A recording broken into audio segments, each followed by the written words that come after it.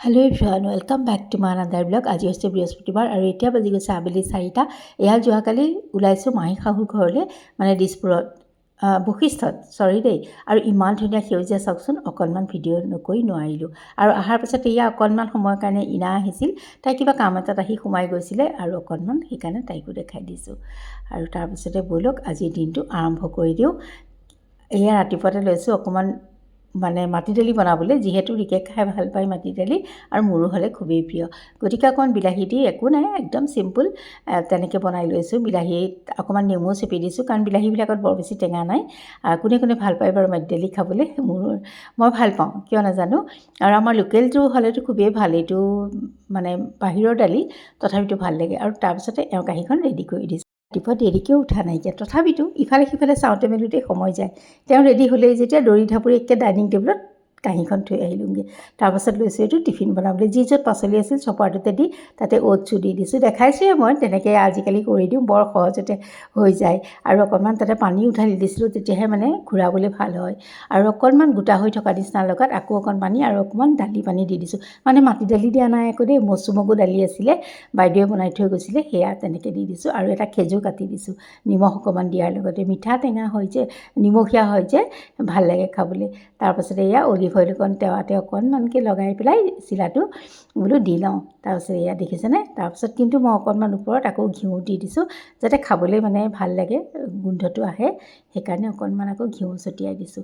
তাৰপিছতে আৰু এয়া আৰু ৰেগুলাৰ যিটো দিওঁ তেনেকুৱাই। আৰু পাচলি যিহেতু এই অ'টছটো দিলে মানে বেছিকৈ, চিলাটো দিলে যিহেতু বেছিকৈ যায়, সেইকাৰণে মই এনেকৈ চিলাটো দিলে অলপ সৰহকৈ পাচলি দি দিওঁ। নহ'লে বেছি পাচলিও খোৱা নহয়, আৰু অ'টছটোতো ভালেই মানে খোৱা স্বাস্থ্যৰ কাৰণে। তাৰপাছতে আজি কিন্তু ফ্ৰুটছ নাছিলে, অকণমান খেজুৰ আৰু অকণ আলমণ্ডকে এনেকৈ ভৰাই দি দিছোঁ। আৰু এই শাককেইটা যে সৰুটো দেওৰে ক'লে মোক বইল কৰি দিবা, আৰু মই তেনেকৈয়ে দি দিবলৈ চেষ্টা কৰিলোঁ। এতিয়া বনাবলৈ লৈছোঁ মই এটা চুজি কেক। চেনি একদম কমাই দিছোঁ, আপোনালোকে দিব নিজৰ সোৱাদ অনুসৰি। মই এই এভাগ দিছোঁ, এই কাপটোৰ 4ভাগৰ এভাগ। 1 কাপ গাখীৰ, গৰম গাখীৰ দেই, আৰু 1 কাপ চুজি। প্ৰথমতে মই ইয়াতে চেনিখিনি বাকি দিছোঁ, দেখিছে নহয় কিমান, চামুচেৰে 4-5 চামুচ, আৰু তাতে গাখীৰখিনি ঢালি দিছোঁ। দেখিছেনে, এইখিনি গৰম গাখীৰ।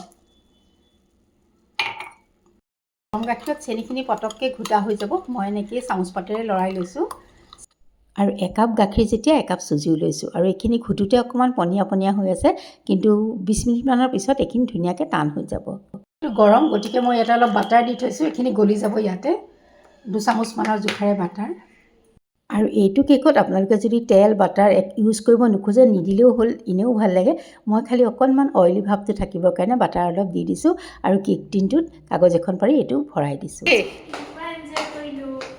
কি কৰিলা আজি? অঁ, লিজা আহি গ'ল। আৰু ইয়াত লিজা আহি গ'ল টিচাৰ্ছ ডে চেলিব্ৰেট কৰি। আৰু ময়ো এই কেকটো বনাইছিলোঁ টিচাৰ্ছ ডে বুলিয়ে, মোৰ যা যিহেতু টিচাৰ হয়। আৰু এয়া চাওকচোন, মই বেকিং পাউডাৰ দিব পাহৰি গৈছিলোঁ। ওপৰটো যে সজাই লৈছিলোঁ বেকিংখিনি দি ঘুটি দিয়াত, সেইখিনি শ্বেপটো বেয়া হৈ গ'ল। আৰু এয়া মই অকণ ওপৰত কোকো পাউডাৰ পিছত দি দিছিলোঁ, কিন্তু ট্ৰায়েংগল শ্বেপত ৰৈ গ'ল। একো নাই বাৰু, তথাপিতো কেকটো ধুনীয়া হৈছে, দেখিছেই আপোনালোকে।